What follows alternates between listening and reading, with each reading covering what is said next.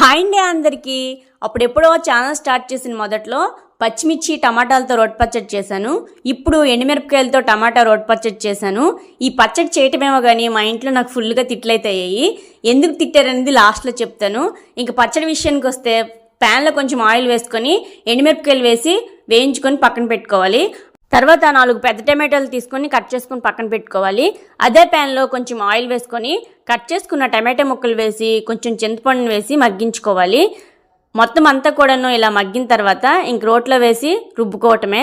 First ఎండుమిరపకాయలు వేసి అందులో కొంచెం సాల్ట్ వేసుకొని దంచుకోవాలి. ఆ తర్వాత మగ్గించుకున్న టమాటా ముక్కలను వేసి రుబ్బుకోవాలి. తర్వాత కొంచెం జీలకర్ర వెల్లుల్లి వేసి దంచుకోవాలి. ఈ మూడింటిని కలిపి ఒకసారి దంచుకుంటే పచ్చడి అయితే రెడీ అయిపోతుంది. టేస్ట్ అయితే చాలా బాగుంటుంది. నేను తీసుకున్న మిరపకాయలు కొంచెం ఘాటు ఎక్కువైతే అయ్యాయి. పచ్చడి కొంచెం కారంగా అయిపోయింది. అందుకే నాకు ఫుల్గా తిట్లు అయ్యాయి. మీరు పచ్చడి చేసేటప్పుడు కొంచెం కారం చూసుకొని ఎండుమిరపకాయలను అయితే వేసుకోండి. Thank you.